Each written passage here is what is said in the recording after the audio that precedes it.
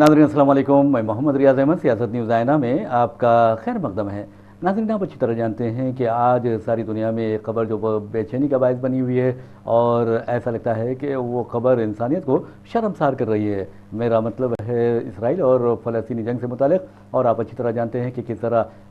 7 अक्टूबर 2023 को जंग का आगाज़ हुआ और उसके बाद से इसराइल ने अपनी दरिंदगी का सिलसिला जारी रखते हुए फ़लस्तीनियों के कत्ल आम शुरू कर दिया, फ़लस्तीनियों की नस्ल कुशी शुरू कर दी। लेकिन अफसोस की बात यह है कि सारी दुनिया, ख़ास तौर पर जो इसराइल के हलीफ हैं, अमेरिका हो या फ्रांस हो या बरतानिया हो या जर्मनी हो या इटली हो, तमाम के तमाम इस बात को मानने से इनकार कर रहे हैं कि इसराइल फ़लस्तीन में और ख़ास तौर पर गज़ा में फ़लस्तीनियों का कत्लेआम कर रहा है, उनकी नस्ल कुशी कर रहा है। लेकिन आप अच्छी तरह जानते हैं कि 7 अक्टूबर 2023 से इसराइल की दरिंदगी में अब तक तकरीबन 40,000 के करीब फ़लस्तीनियों ने जाम शहादत नोश किया है और 90,000 से ज़ायद फ़लस्तीनी ज़ख्मी हुए हैं। इनमें ऐसे फ़लस्तीनी की अक्सरियत है जो मुस्तकिल तौर पर माजूर हुए हैं। और आपको ये भी बता दें कि ज़ायद अज़ 18,000 फ़लस्तीनी बच्चों ने जाम शहादत नोश किया है, जबकि ख़वातीन की भी एक कसीर तादाद शोधा में शामिल है। उसके बावजूद आलमी बिरादरी फ़लस्तीन को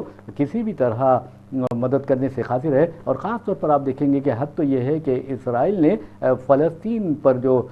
पाबंदी आयद की है उनमें पानी भी बंद कर दिया है। ये कहा जा रहा है कि कम से कम 94% पानी इसराइल ने बंद कर दिया है फ़लस्तीनियों के लिए। अब अंदाज़ा कीजिए कि 94% अगर पानी बंद हो जाता है तो फ़लस्तीनियों का क्या हाल होगा। यही कहा जा रहा है कि अब वहाँ के आलूदा पानी में और वहाँ के जो ड्रेनेज का पानी है यानी सीवरेज का पानी है उसमें पोलियो के जरासीम शामिल हो गए हैं, पोलियो के जरासीम दाखिल हो गए हैं। आप अंदाज़ा कर सकते हैं कि आज सारी दुनिया में अगर कहीं पोलियो है तो कहा जा रहा था कि वो अफ़गानिस्तान में है, लेकिन अफ़गानिस्तान के बारे में भी ये इत्तलात आ रही है कि वहाँ भी पोलियो का जो वायरस है या पोलियो का जरासीम है वो ख़त्म हो चुका है। अब अंदाज़ा कीजिए कि अफ़गानिस्तान जैसे मुल्क में पोलियो का वायरस ख़त्म हो चुका है या अफ्रीकी ममालिक में पोलियो का वायरस ख़त्म हो चुका है, तो फिर कैसे फ़लस्तीन में ये पोलियो का वायरस पहुँचाया गया है? क्या ये एक जंगी साजिश तो नहीं इसराइल की कि फ़लस्तीनियों को माजूर कर दें या फ़लस्तीनियों की जो नस्ल है उसे माजूर करते हुए पोलियो का शिकार बना दें? ये बहुत अहम सवाल है। और आपको ये भी बता दूं कि इसराइल की बेगैरती व बेशर्मी का हाल ये है कि इसराइल जो गज़ा में जो तैनात अपने सिपाही हैं उन्हें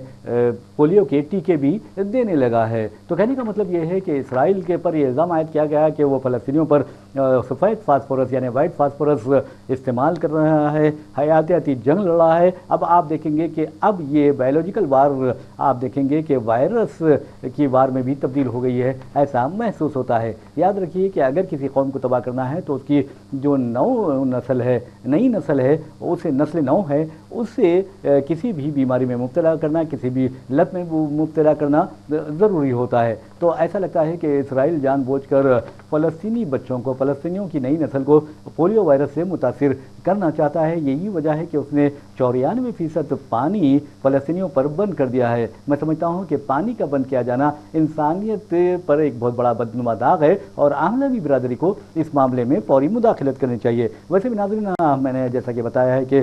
जो आदाद शुमार मंजर आम पर आ रहे हैं उसमें अगरचे 38,919 फ़लस्तीनियों के शहीद होने की बात कही गई है और 90,000 से ज़ायद फ़लस्तीनियों के ज़ख्मी होने की बात की गई है, लेकिन कहा यह जा रहा है कि इसराइल के फ़ज़ाई हमलों में, ज़मीनी हमलों में, उसकी बमबारी में, उसकी छलबारी में और मिज़ाइल हमलों में 40,000 नहीं बल्कि बहुत ज़्यादा तादाद में फ़लस्तीनी शहीद हुए हैं। और आपको ये भी बता दें कि 90% गज़ा को उसने मलबे के ढेर में तब्दील कर दिया है। और ऑक्सफाम की एक रिपोर्ट में बताया गया है कि अगर इस मलबे का सफाई का काम अब शुरू किया जाए तो कम से कम 15 साल लगेंगे सारे मलबे को हटाने में। तो आप अंदाज़ा कर सकते हैं कि किस अंदाज में इसराइल ने दरिंदगी का मुजाहरा किया है। लेकिन अफसोस के तमाम हुकूमतें, चंद एक हुकूमतों को छोड़कर दुनिया की अक्सर हुकूमतें इस मामले में इसराइल के साथ खड़ी हैं और फ़लस्तीनियों का कत्ल आम का वो तमाशा देख रही हैं। वैसे नाज़रीन, एक अच्छी खबर ये है कि जहाँ तक आलमी बिरादरी का सवाल है, आलमी अदालत इंसाफ का सवाल है, मैं समझता हूँ कि कुछ ना कुछ वो फ़लस्तीनियों को राहत फराहम कर रही है। लेकिन फौरी तौर पर जो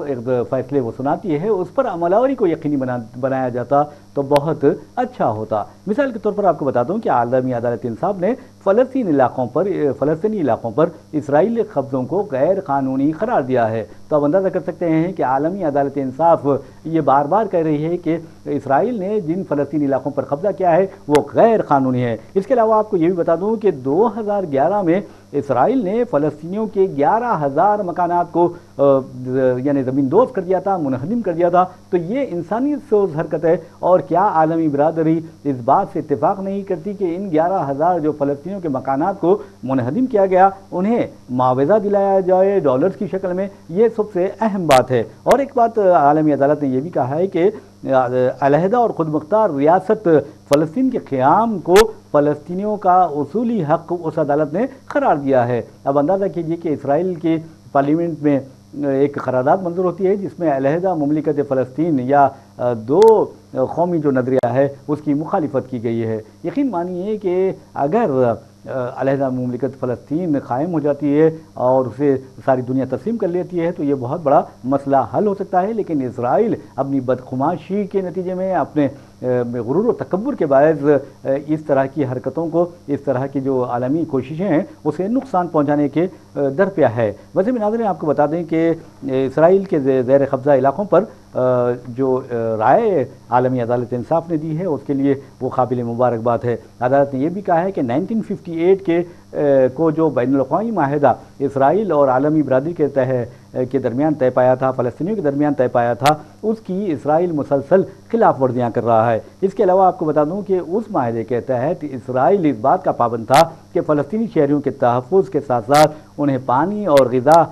غذائی امداد پہنچائے، لیکن آپ دیکھیں گے کہ پانی اور غذائی امداد پہنچانے کی تو دور کی بات ہے، اسرائیل نے فلسطینیوں پر 94% پانی بند کر دیا ہے۔ اور ایک بات اہم ہے جو سب سے بڑا مسئلہ ہے اسرائیل اور فلسطینی تنازع کا، وہ یہ ہے کہ یہودی آباد کاروں کی جانب سے فلسطینیوں پر متعدد حملے کیے جا رہے ہیں، ان کی جائیدادوں پر قبضے کیے جا رہے ہیں، ان کی جائیدادوں کو نقصان پہنچایا جا رہا ہے، ان کی جائیدادوں کو منہدم کیا جا رہا ہے، اور یہ حکومت کی سطح پر ہوتا ہے، اور یہ میں سمجھتا ہوں کہ یہ اسرائیل کی کھلی دہشت گردی ہے۔ بہرحال ناظرین، ہم دعا کر سکتے ہیں کہ اللہ تعالیٰ فلسطینیوں کی حفاظت فرمائے اسرائیل کے شر سے، اسرائیل کے بدخماشی سے، اسرائیل کی بدعمالی سے، اور اسرائیل کے ہتھیاروں سے، اسرائیل کی شیطانیت سے، اور اسرائیل کی انسانیت سوز حرکتوں سے۔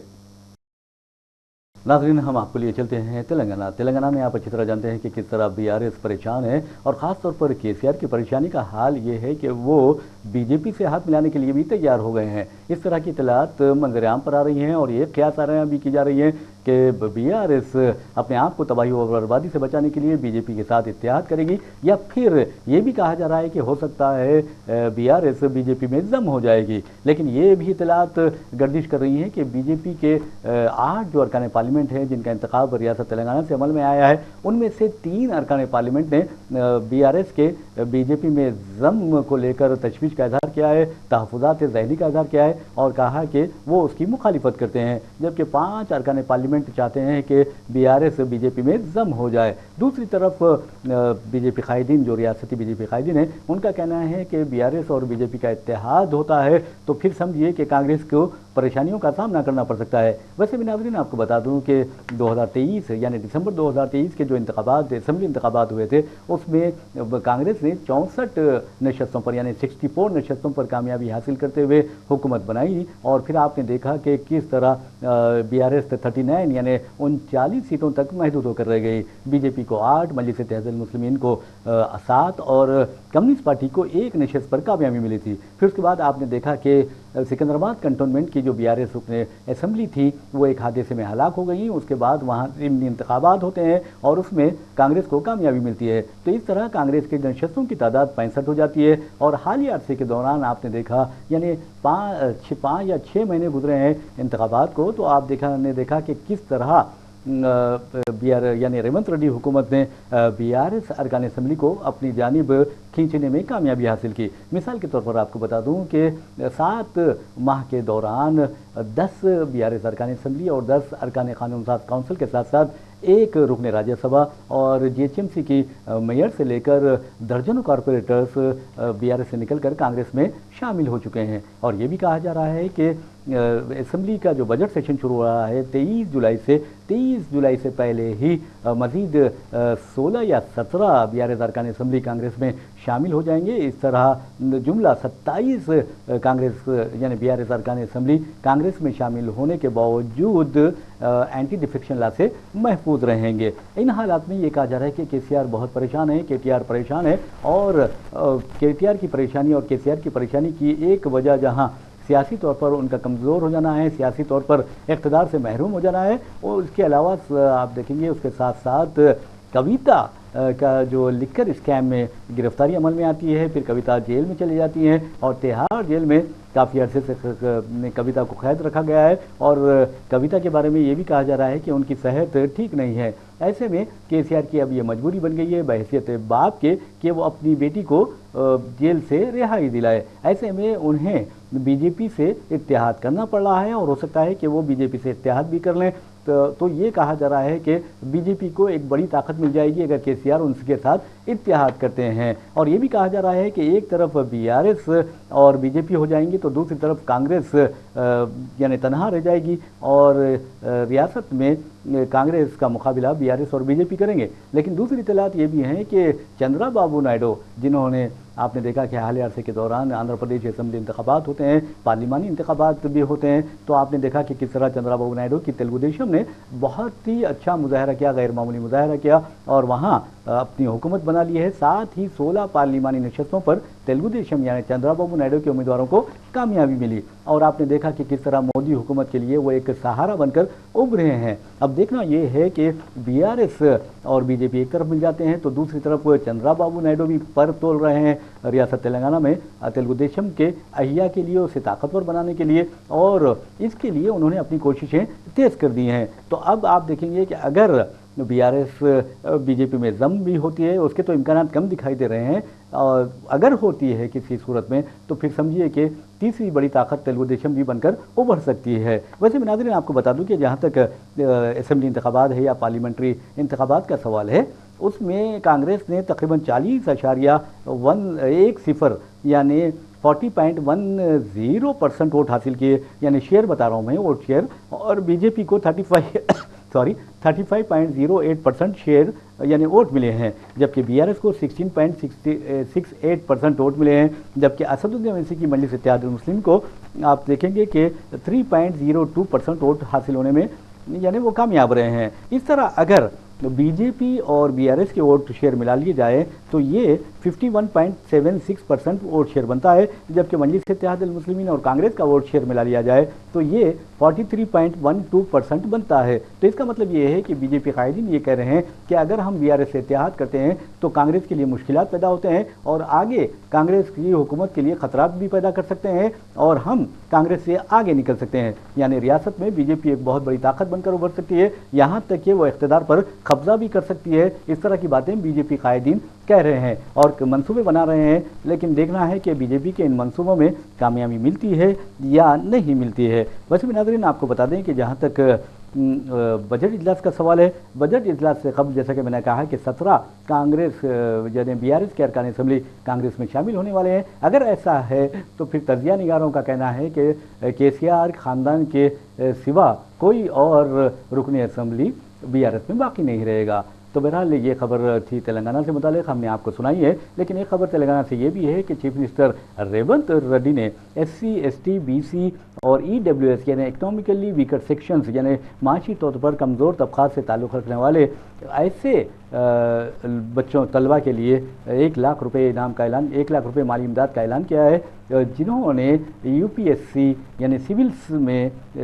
के जो प्रिलिमिनरी एग्ज़ाम्स है उसमें क्वालिफाई की है यानी क्वालिफाई किया है, अहल हुए हैं, उन्हें 1 लाख रुपये इमदाद दी जाएगी। और उन्होंने ये भी कहा है रेवंत रेड्डी ने कि हमने 3 माह में बेरोज़गार नौजवानों को 30,000 मुलाजिमतें फराहम की हैं। तो बहरहाल अब देखना यह है कि इस तरह के जो इक़दाम हैं क्या वो नौजवानों को कांग्रेस के करीब करते हैं या फिर BJP और BRS कुछ और साजिश रखते हैं। नाज़रीन, जैसा कि हमने आपको बताया है कि चीफ मिनिस्टर रेवंत रेड्डी ने SC, ST, BC और EWS यानी इकोनॉमिकली वीकर सेक्शन طلبہ کے لیے، امیدواروں کے لیے، ایسے امیدواروں کے لیے جنہوں نے پریلیمنری یعنی سیولز کے پریلیمنری ایگزام امتحانات میں کامیابی حاصل کی ہے یا کوالیفائی کر لیے ہیں، انہیں 1,00,000 روپے مالی امداد دینے کا اعلان کیا ہے۔ اس سلسلے میں انہوں نے آج راجیو گاندھی سیولز ابھیا ہستم نامی اسکیم کا آغاز کیا اور اس اسکیم کا افتتاح پرجا بھون میں ریونت ریڈی نے کیا ہے اور سرکاری ڈیٹا کے مطابق ریاست سے 50,000 امیدوار ہر سال سیولز کے لیے درخواست دیتے ہیں، یعنی پریلیمنری امتحانات دیتے ہیں، جن میں سے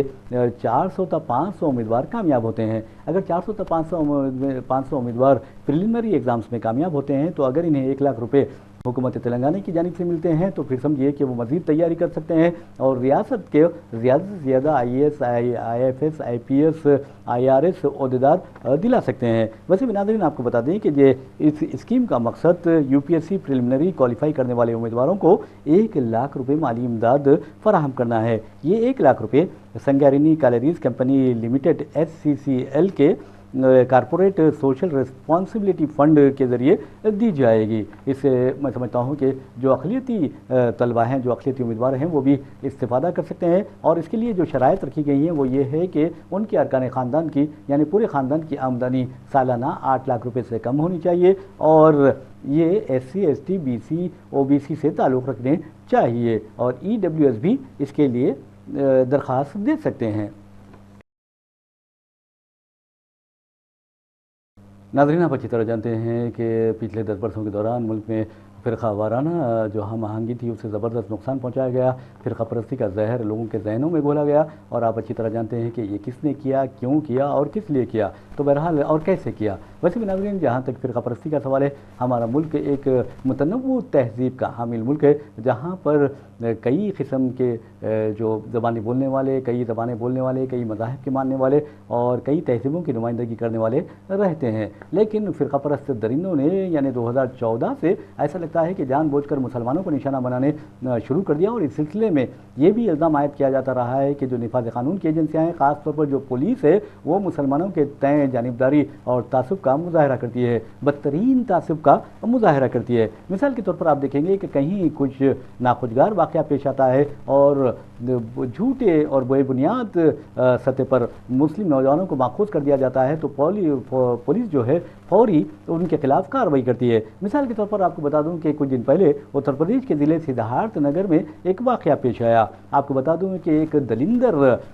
یعنی مذہبی رہنما نے جو ایک مندر کا پجاری ہے، اس نے یہ جان بوجھ کر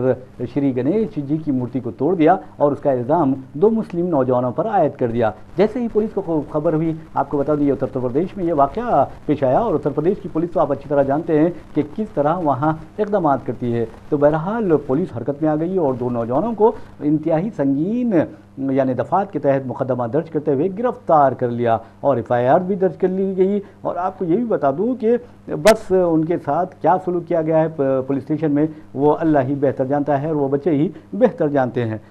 لیکن آپ کو بتا دوں کہ یہ سب ڈرامہ اس وقت بے نقاب ہو گیا جب معصوم بچوں نے، جن کی عمریں بتایا جاتا ہے کہ 8 سے 10 سال تھی، جب اعلیٰ پولیس عہدیدار اس مقام پر پہنچے، یہاں تک کہ آپ دیکھیں گے کہ بیوروکریٹس بھی وہاں پر پہنچے کہ آخر گنیش جی کی مورتی کی بے حرمتی کی گئی ہے اور اسے توڑا گیا ہے۔ اور آپ کو یہ بتا دوں کرچ رام نامی اس پجاری نے اپنے الزامات میں یہ بھی الزام عائد کیا کہ منان اور سونو نامی 2 مسلم نوجوانوں نے یہ مندر کی مورتی توڑی ہے اور جب انہوں نے اعتراف کیا تو ان پر حملہ کرنے کی کوشش کی، انہیں ڈرایا دھمکایا اور اس دوران ان کی بیوی جب درمیان میں آئی تو اسے ایک مکھر مارا اور پھر اس کے پیٹ میں ایک لات ماری۔ تو اس طرح اس پجاری نے یہ کہانی گھڑ لی اور مسلم نوجوانوں کو جھوٹے طور پر ماخوذ کر دیا۔ پولیس بھی جوش میں آ گئی اور سنگین دفعات کے تحت ان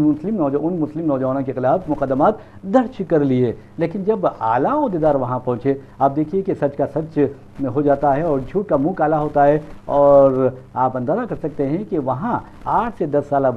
کچھ بچے کھیل رہے تھے۔ انہوں نے پولیس کو بتایا کہ یہ جو مورتی ہے وہ سادھو بابا نے توڑی ہے، تو آپ اندازہ کیجئے کہ ان بچوں نے، جو بچے من کے سچے ہوتے ہیں، یہ کہا جاتا ہے بالکل صحیح ہے، اور ان بچوں نے اس پجاری کو بے نقاب کر دیا اور اتر پردیش کی پولیس کو بھی بے نقاب کر دیا کہ وہ कोई भी वाक़या पेश आता है तो बिना तहक़ीक़ के, बिना तहक़ीक़ात के मुसलमानों को निशाना बनाती है। पुलिस को ये चाहिए कि इस तरह के अगर वाक़यात पेश आते हैं तो अच्छी तरह तहक़ीक़ात कर ले। आप फ़ौरन जैसे ही मालूम होता है कि वाक़या हुआ है, आप फ़ौरन मुस्लिम नौजवानों के खिलाफ मुक़दमात दर्ज कर लेते हैं, FIR दर्ज कर लेते हैं, उन्हें गिरफ़्तार कर लेते हैं, यहाँ तक कि उन्हें शदीद ज़द-ओ-कोब करते हैं। और कई वाक़यात में मुस्लिम नौजवानों ने जाम शहादत भी नोश किया है। उत्तर प्रदेश में एक ऐसा भी वाक़या पेश आया जहाँ पर लव जिहाद के नाम पर एक नौजवान को कत्ल कर दिया गया पुलिस स्टेशन में, लेकिन पुलिस ने कहा कि नौजवान ने नल यानी जो होता है नल उससे फांसी लेकर खुदकुशी कर ली है। आप अंदाज़ा लगाइए कि उस नौजवान का कद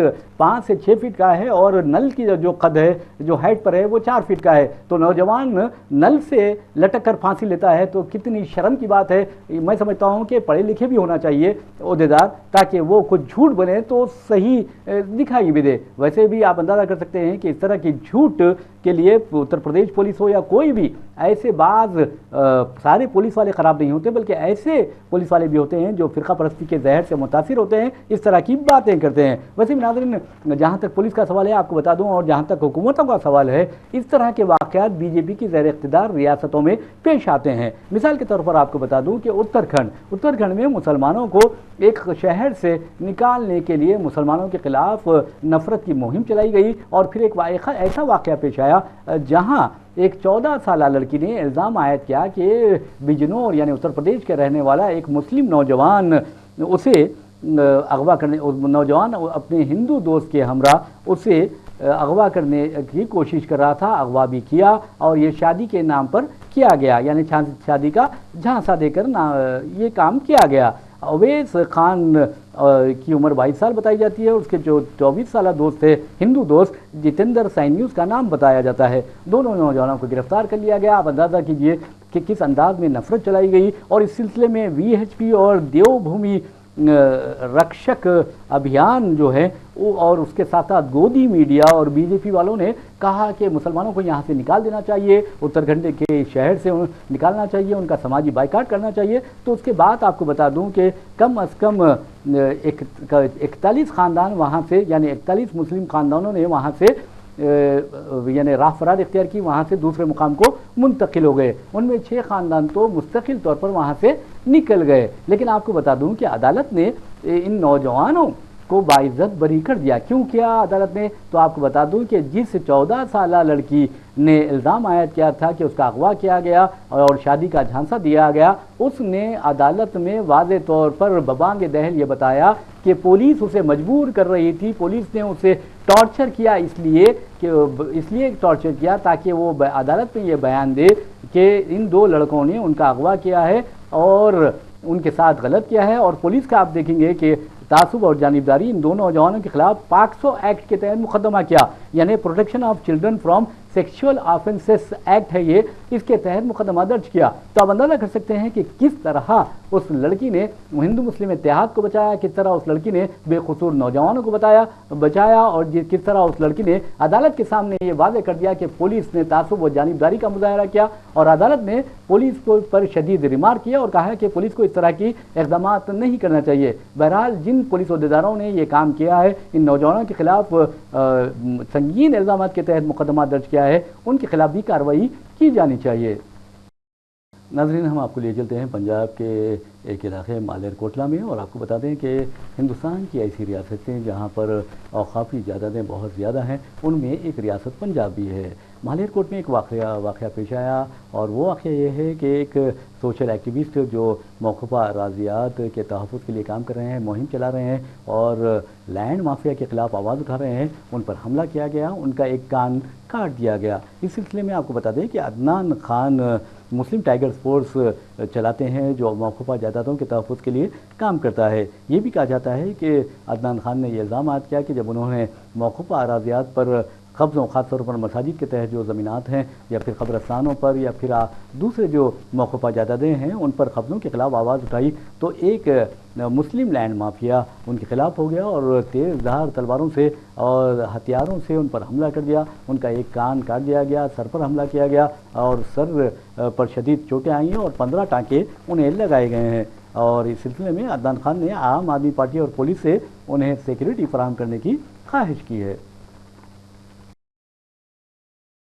नाज़रीन, हम आपको लिए चलते हैं राजस्थान। उससे पहले आपको बताते हैं कि राहुल गांधी ने बहैसियत क़ायद अपोजिशन पार्लियामेंट में जो पहला खिताब किया, उनका खिताब बहुत तारीख़ी रहा और उसके खिताब में उन्होंने वाज़े तौर पर मोदी हुकूमत पर इल्ज़ाम आयद किया कि मोदी हुकूमत में अक़लियतों बिलख़ुसूस मुसलमानों पर हमले किए जा रहे हैं, उनके हुकूक़ पामाल किए जा रहे हैं और उन्हें दूसरे दर्जे का शहरी बनाने की पूरी कोशिशें हो रही है। बहरहाल इसी सिलसिले की कड़ी ऐसा लगता है कि राजस्थान में भी पाई जाती है और राजस्थान के एक रुकन असम्बली है और आपको बता दूं कि बाल मुकुंद आचार्य उनका नाम है और हालिया अरसे के दौरान वो खबरों में भी रहे और ये भी कहा जा रहा था कि उन्हें राजस्थान का चीफ मिनिस्टर बनाया जाएगा, लेकिन उन बेचारों को राजस्थान का चीफ मिनिस्टर नहीं बनाया गया चूँकि वो शोहरत हासिल करना चाहते हैं और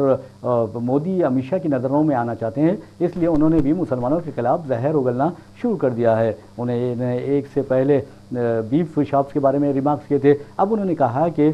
4 बेगमात और 36 बच्चे कबूल नहीं है। अगर आपको 4 बेगमात 36 बच्चे कबूल नहीं है तो हम क्या एतराज़ कर सकते हैं। लेकिन एक बात यह है कि उन्होंने मुसलमानों को निशाना बनाते हुए कहा कि मुसलमान 4 बीवियां और 36 बच्चे रखते हैं और मुसलमान बहुत ज़्यादा बच्चे पैदा कर रहे हैं, इनमें बच्चे पैदा करने की बहुत ज़्यादा सलाहियत होती है। वो रश कर रहे हैं कि मुसलमान आखिर इस तरह कैसे बच्चे पैदा कर लेते हैं। बहरहाल उन्हें भी मालूम होना चाहिए क्योंकि वो कोई छोटे बच्चे नहीं हैं, बालिग हैं और बच्चे कैसा पैदा किए जाते हैं वो अच्छी तरह जानते हैं। बहरहाल हर काम में मेहनत लगती है, लेकिन बाल मुकुंद आचार्य कहते हैं कि मुसलमान 4 बेगमात और 36 बच्चे रखते हैं। शर्म की बात यह है कि कोई मुसलमान 4 बेगमात नहीं रखता, सिर्फ ये एक फरसूदा तस्वुर है जो फ़िरक़ा परस्त दरिंदों ने अपने जहनों में बिठा लिया है और मुसलमानों को बदनाम करने के लिए इस तरह के बयानात जारी करते हैं। तो बहरहाल मोदी और अमित शाह की नज़रों में आने के लिए उन्होंने इस तरह के बयान तो दे दिया है, लेकिन इस तरह का बयान उन्होंने तो दिया है ताहम वो साबित नहीं कर सकते। वैसे भी नाज़रीन, आपको बता दूं कि नफ़रत की सियासत जो है और मौत की जो सौदागरी है, फ़िरक़ा परस्ती है, बेरोज़गारी है,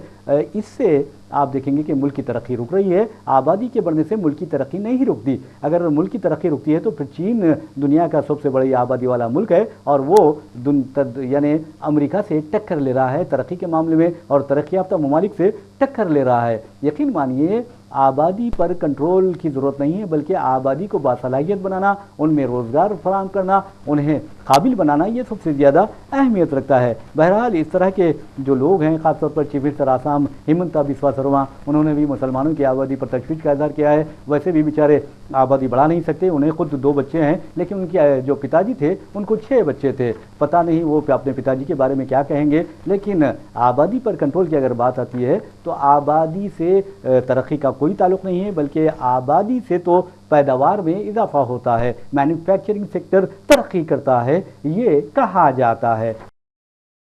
तो बहरहाल नाज़रीन, इसके साथ अपने मेज़बान मोहम्मद रियाज़ अहमद को इजाज़त दीजिए, फिर मुलाकात होगी, फिर बात होगी। तब तक के लिए अल्लाह हाफ़िज़।